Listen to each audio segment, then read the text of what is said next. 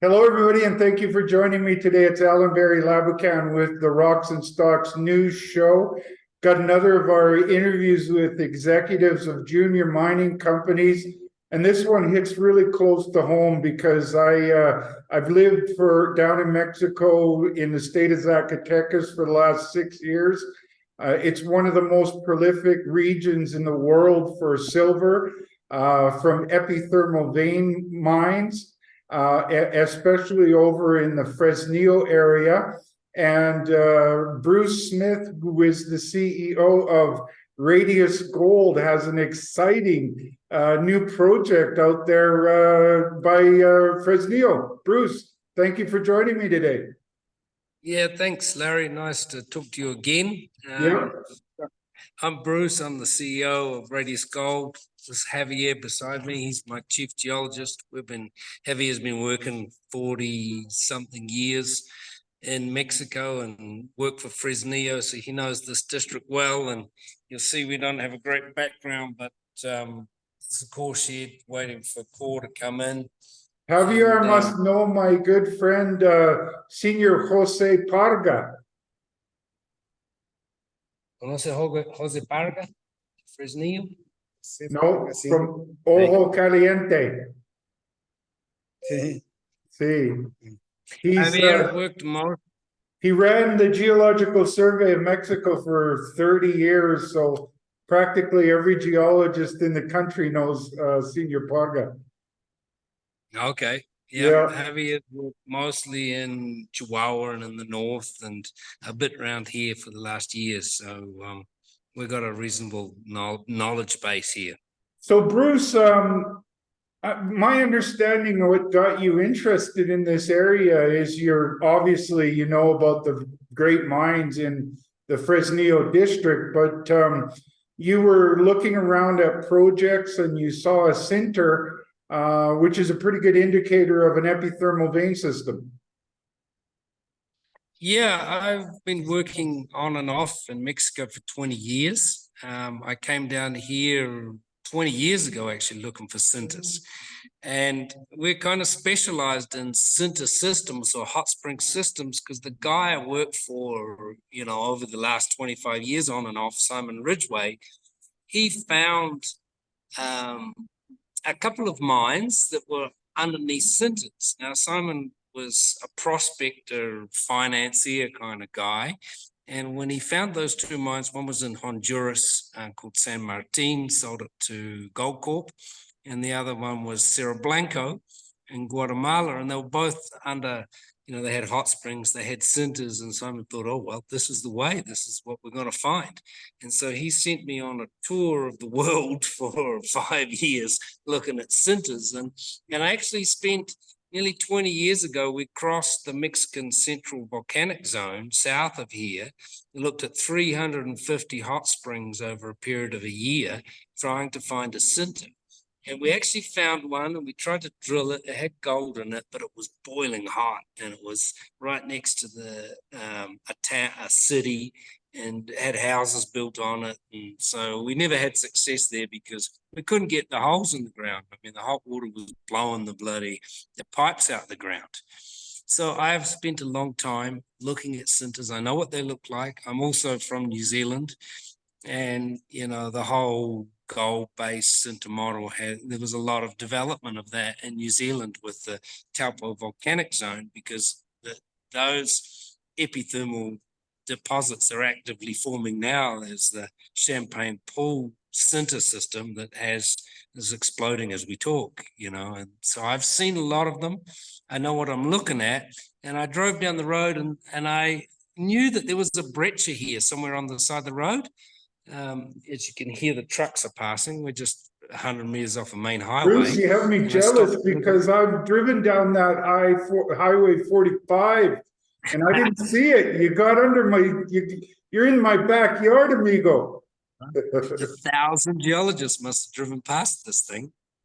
They've been mining here for 470 years. It's the 1500s. Bruce, for my non-geologist audience out there, why don't you give us a crash course on why sinters are important when you're looking for an epithermal vein system? the center tells you that you're at the top. So a center is like in a hot spring epithermal system, the fluids come up from depth.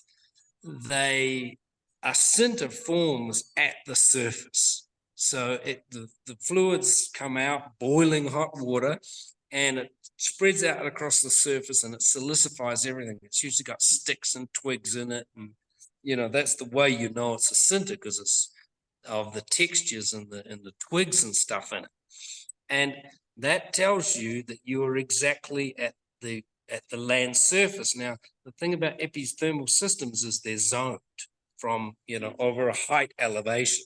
As the fluids come up, there's a certain level that when they boil, they drop the gold out. And the model is, if you're looking at a, typical geological model, when the fluids come up, they're under pressure, they hold gold. And at some stage, the fluid pressure overcomes the hydrostatic pressure from the top, and the fluid boils. It changes from liquid to gas. It blasts the rock to pieces, and at that dramatic moment, pressure, temperature, chemistry changes are dramatic, and the gold drops out. Normally, the gold, if the system is pregnant with gold, normally the gold will drop out 250 meters below ground. 250 meters below the center. So if you have a center that has gold in it, that's very rare.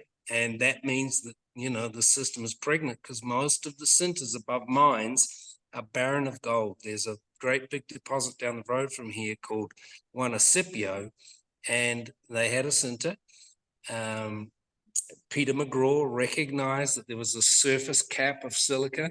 He said, we're in the Fresnillo district. Fresnillo's just down the road. There's a big surface center cap. I'm going to drill underneath it. That center was barren.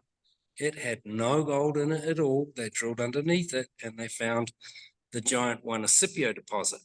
Now, in their favor, they were closer to Fresnillo than we are, and they could see the Fresnillo rigs out on the bean fields drilling towards them. So they were going, here's the bean fields, here's the rigs drilling towards Because us. that Saucito series of veins was pointing right towards Mag Silver's Pointing ground. right towards them. But they had a center and it was barren. They drilled underneath it and bingo, they hit the big one. Now we have a center here. It's not barren.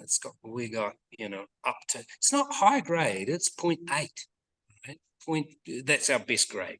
So of the 250 samples we've taken, probably we're averaging 0.1 gold. Now that's not economic to mine, but that is very high grade for a center. That tells you that underneath there is a very high chance of a gold discovery. Now, you put out a news release that got me really excited, and I don't know if it gets everybody else excited, Bruce, but I've been in this area for a long time, and I understand these epithermal vein systems fairly well. And what I saw in that core you showed was brecciation. So this is where the country rock is all broken up, and some quartz veins make their way into that broken up rock. But of the quartz veins I saw what looks like a long-lived system.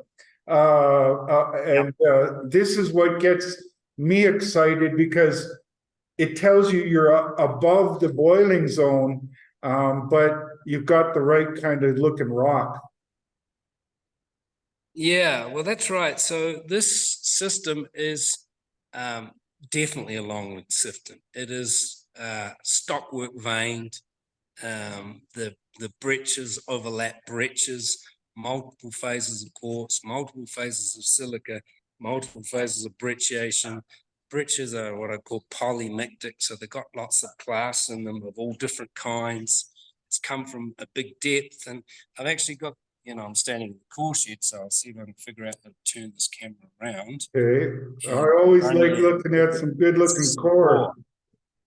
Yeah, let me just get a bottle. We don't have a lot of core, as you can see. We're just starting. Now, the drilling is very, very difficult. We're having awful trouble with recovery.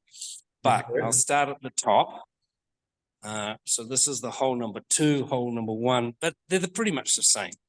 And you can see from here. That Oh, is the polymictic breccia, which means breccia with a lot of bits in it. And yep. you can see that there's bits of sediment and bits of basement in it, like volcanics. Now, the volcanics, we don't know how far down they are, but they've come a long way up and they're rounded. That means this pipe had a huge amount of force and smashed right through the basement to the surface. That's the breccia pipe. So Wow. that's what we started in. We just have to wet it as we go along. So soil, and at 20, 30 meters, we're straight into that breccia pipe. You're right Now, as into we it. go down, the breccia Oh. pipe starts getting more silicified, and you can see that gray material, that's sulfide. So we've got a breccia pipe with silica and sulfides, and you start to see these Oh. vein systems come in. Can you Yep. run my computer? I've got somebody else calling. I'm just telling them to go away. Okay. So there's what I Oh. would call chalcedonic silica. That's very high level silica right up in the center environment. And then we go through clays. If you just give me a minute, I'll turn off that phone. Sorry, somebody No else is worries. calling. Javier's got it. Okay. So these clay zones here, I'll just show them to you. Yep. These clays, that was a sediment, right? And it has been completely and utterly destroyed by acid fluids. Yep. Okay. And then silicified and veined. So the acid fluids come through the sediment from the hot springs environment. They turn it to kaolinite, and then that kaolinite is silicified. And then it has, there we go, small stockwork veining fluid. Yeah, I can see those. Sulfide. And these are broken veins in here. You can see them smashed up. Yeah. Right. And there's actually a longer one cutting through. So that's the clay zone. And then we come into the more difficult stuff that we're having trouble drilling right now. So there's the sulfide rich breccia. Yep. And Very chalcedonic. Sorry? And a bit of quartz? Oh, yeah, that's completely silicified. I'll get a knife and I'll cut it. You can see I had your name pinned to my desk. Ah, there Allan. you go. That means I like. Right. So you can't scrape that. It's completely silicified. So that's quartz. Chalcedonic silica, and it's veined. You can see here, let me just turn these bits around. These are banded and cross-cutting veins. There's a vein going in this direction here. And the other way. That direction. There's a vein going in that direction. So there's 3 different vein directions in that one piece. Now, and Bruce, that's often an indicator. Like a lot of the veins, they don't make their way all the way to the surface, or they get missed because they're just some little veinlet that comes to surface, and that's how they can get missed, right? Yep, that's right. So this here, I mean, this doesn't look that good. Let me just step back and you can see it's all completely fractured and broken. And the drillers are having enormous difficulties with this because it's a fractured vein set and our depth is very close to surface, 60 meters. And it's just breaking up, but between sort of here, where are we? 58, probably 57 over here. That's all silica veining, 57 to 63. And if you look at the pieces, they're all banded vein. Wow, look at that. Yeah, that's banded vein. Now, I've got something to show you over here. I'll just turn some of this around. And this is not cut. I had some better stuff cut. But I'm going to find a piece over here. That's banded vein. Here. See that piece there? Oh, yeah, look at that. Wow. That one there is from Fresnillo, right? You see the bands in it and the sulfides. Same banding, we've got fine pyrite all through there. I'm not saying that this is going to be high grade yet because we're way too high. This is 60 Exactly. meters. We haven't even reached the target zone yet. This. But that's the case in that whole cluster of veins by Fresnillo and Saucito and Juanicipio, that's what you expect to see when you're above the boiling zone. That's right. So, we are still in the top 60 meters, but we are seeing banded veins and we are seeing lots of sulfides and lots of breccias and stuff like that. Now, when Juanicipio was drilled, Peter McGraw went underneath that center and he said, because he didn't have gold, he sort of said, where's the boiling zone going to be underneath the center? He looked at all the veins around Fresnillo and they all top out or start 250 to 300 meters below the surface. So that's what they did. Mag Silver drilled 250, 300 meters down. They hit the high grade ore. We have tried a slightly different technique. And there's a reason, because we have gold in the surface environment. We have this big breccia pipe. I want to see first where there's a low grade open pit target first and understand the shape of the pipe. And then I'll drill into the roots of it. So first hole was going across shallow. We're only 60 meters down. We've got 300 meters to go from the very first, we haven't even reached the first outcrops and we're seeing, good silica, good sulfides, good breccias. And, we've got 200 meters of breccia outcropping in front of us yet that we haven't even reached. So we'll drill that first, and then we'll turn the rig deeper and we'll drill the 600-meter holes that are required to get through the ore zone at depths of 250 to 400 meters. Because you're drilling at an angle, right? So your vertical depth is going to be about 350, 400 meters, right? Yeah, our first holes are angled at about 45 to 55 degrees, so quite shallow. Yeah. And the next holes will be angled at, 70 degrees to go a lot deeper. I'm just thinking if I've got a map here, I'll get one for you. Okay. Let me see if I can show you. Wind's blowing things around. Now, you see that breccia pipe there. Well, it's pretty hard to tell, but there are two clear targets on that. Yeah.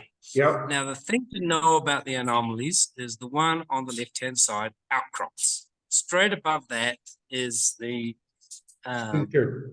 silicified sinter with gold. Okay. The one on this side of the page here doesn't outcrop. There's only soil. There's nothing there. You can't see it. So both of those anomalies have a distinct level there at about 200, I'm guessing 250 meters, and then it just keeps going. That's right. And it goes all the way. This section shows, it's showing what it is, you can show anything you want with geophysics, to be honest, but it shows that we have a clear resistive anomaly that starts directly underneath the surface of the sinter and penetrates all the way to 800 meters deep.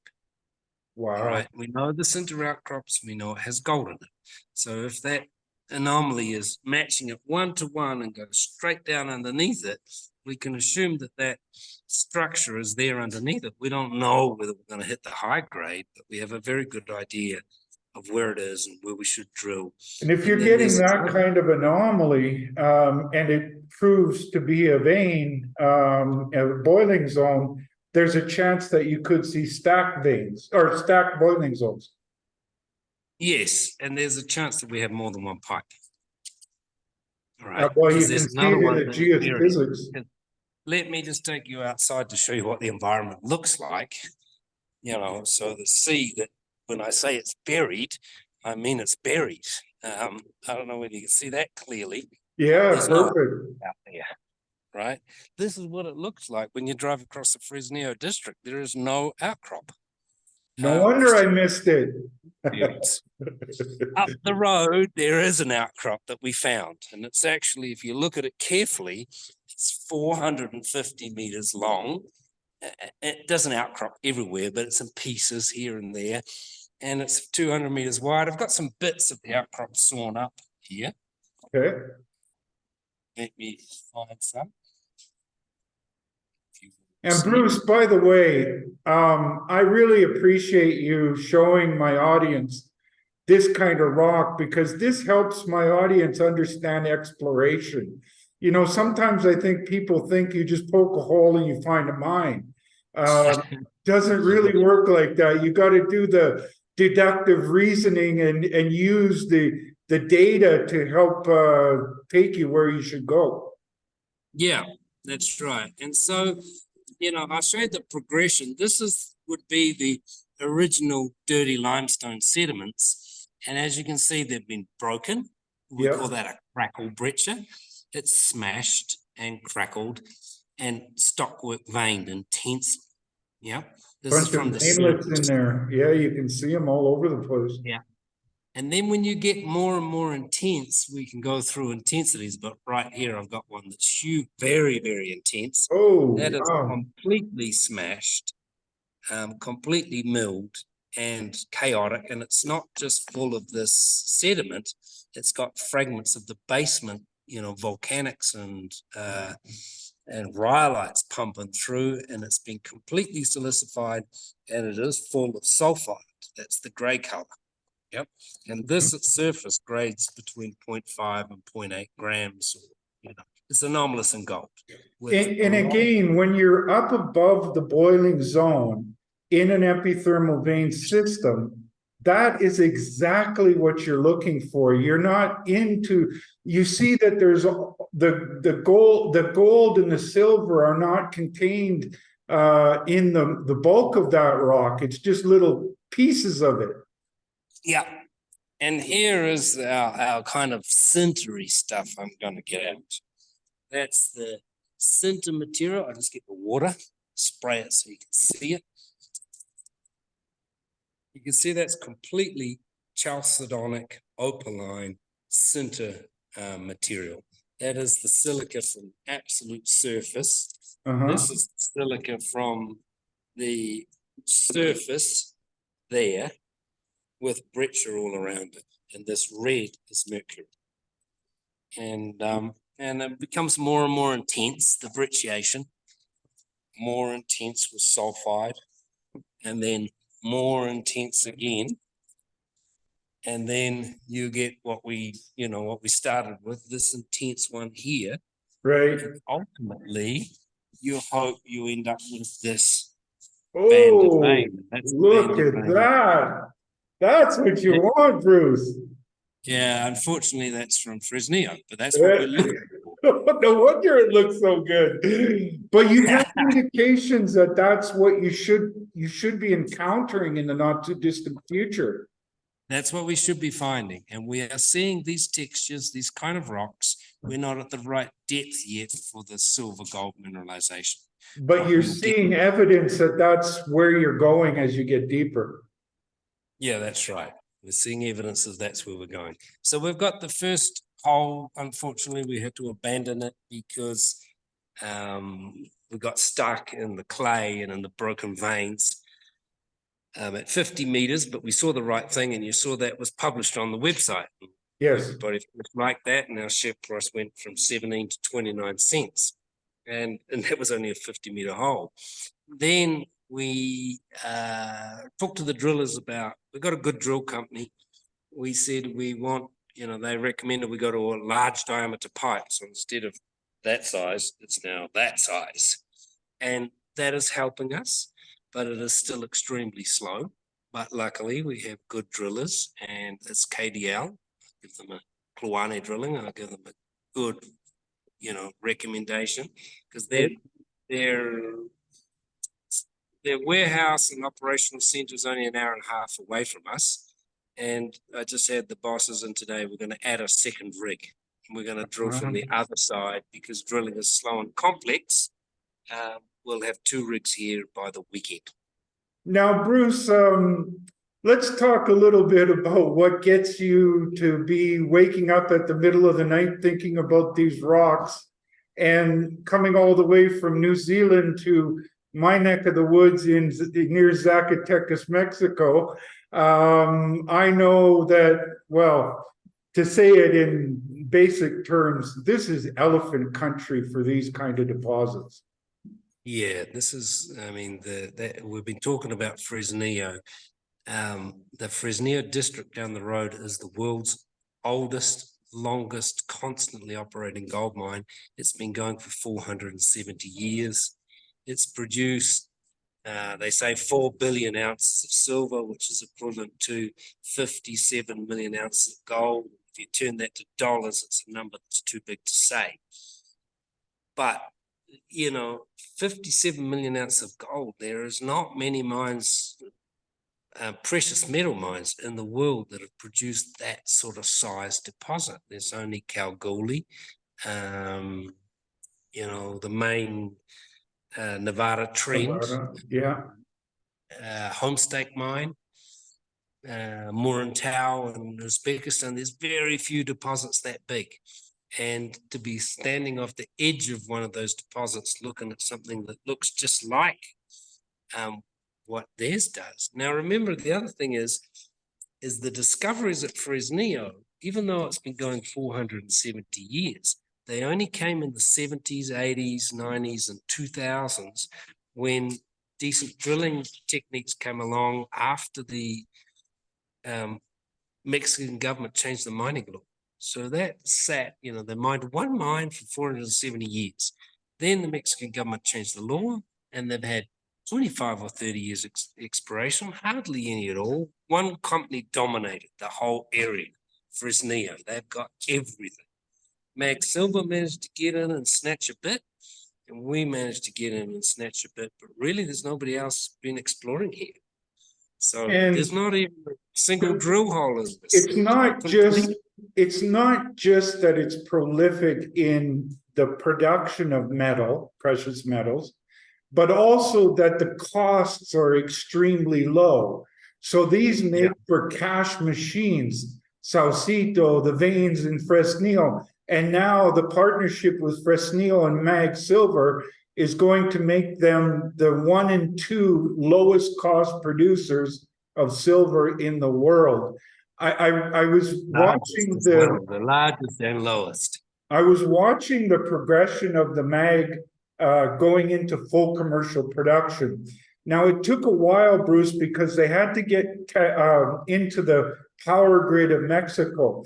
But in the last year of ramping up into full-scale production, they were making so much money off of that Mag Silver didn't have to send any money to Mexico to finish the commercial, getting it into full commercial production. Yeah. It was generating so much free cash flow that they were able to use that free cash flow to finish off building the mine, and now it's fully ramped up into full commercial production. There's very low costs in Mexico for underground mining. We're in the right district. I mean, I was talking to Jorge Ganosa, the chairman of Fortuna Silver Mines, is working in Oaxaca, and he tells me that you can underground operate, depending on scale and everything like that, at 120 grams silver a ton. Wow. And at Mag, they're mining about 475 grams per ton. So yeah, well, in the high grade Bonanza zone, the top bit of the deposit, they were mining averaging 700 grams a ton silver and 2.5 grams gold. So it is world class. This is one of the best mines in the world. It is the largest silver mine in the world. It's one of the largest, gold equivalent precious metal deposits in the world. So, and if you stand on our center down here, and you can point to it, see it down the road, it's across the flat plain, it's across that beam fields. That series of mountains continues and wraps around near where you are, right? From over. Yeah, I wouldn't say that exactly, but the veins in between Juanicipio and Cerro Prano, the original Fresnillo discovery, and out towards Plateros and those other veins, they're all sitting underneath the bean fields. We drove all over them the other day trying to understand how they found them, why they're there. They are just absolutely blind. There's no mountains at all. The only one that sits on a mountain or on the edge of some slopes is Salcito and Juanicipio, but all the rest, San Carlos, they're all just under the bean fields, and it's flat bean field from here to Fresnillo. So what's out underneath these bean fields? We're going to find out in the coming years. I think that this district will generate discoveries for years. Unfortunately, Fresnillo owns 99% of it. Yeah. But we managed to grab a bit that they missed, and it had, gold-bearing sinter sticking out the ground. Wow, hell of a story, Bruce. And, some other things that people may not be aware of is that, often where you find one epithermal vein, you can find several. And a lot of times, like at Juanicipio and Valdecanas, they don't even come to surface. And sometimes those blind veins can be spectacular. Over by Ojo Caliente at the Milagros mine, they were mining two parallel veins, and they cut a tunnel through to connect them. And that tunnel had spectacular high grade, like you're talking hundreds of thousands of dollars worth of dollars per ton of material. It was just off the charts high grade. And so as you're poking around looking for the veins, you can also find other blind veins there as well. We know that there's at least 3 or 4 structures on the property that we can see in the geophysics. So, we've press released it a little bit so that we can see, other anomalies. I don't want to say what they are. I don't know whether they're mineralized, but I can see that they're there, and we'll get around to drilling those later. But first we'll drill the ones that we can, that we can sample on the ground and know that there's gold in them.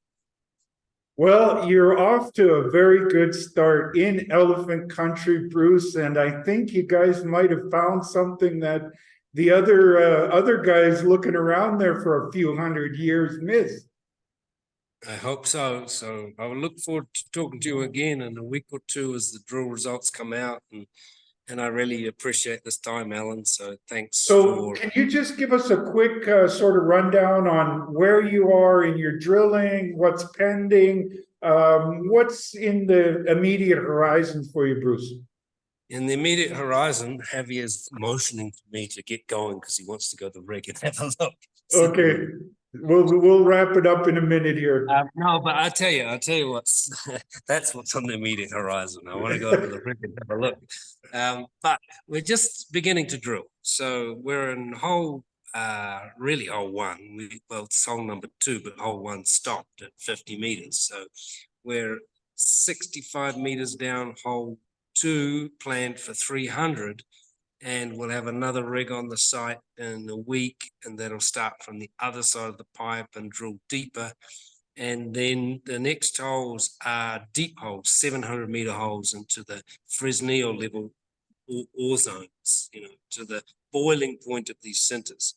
So over the coming weeks and months, we'll put photos on our website. You can come and have a look. You just live down the road. We'll have to do that, Bruce. I know you're running out of time. You guys want you to go, but thank you very much. I'm going to wrap it up, Bruce, and I have a strong feeling we'll be doing more of these. All right. I look forward to talking to you again, and thanks for your time. Yeah, thanks, Bruce. Thanks, Allan. Bye. So there you go, folks. In Radius, you've got an excellent geologist explorer with Bruce. And the chairman is Simon Ridgway, so he's a very prolific guy in the mining business. They're in Fresnillo, which is absolutely elephant country for these epithermal veins. Looks like they've got one. They're just starting to drill into it and understand it. It's mineralized. And this is a very exciting story for a company that only has a $26 million valuation Again, they're in the land of the elephants. They're not very far from Mag Silver and Fresnillo PLC. This is one I think you definitely want to do your homework on. Speak with your financial advisors. Go check out the company's website. Take a look at those core that they're showing. This one's a great one because Bruce helped you to understand what that core all means. On that note, have a great day and we'll talk to you soon.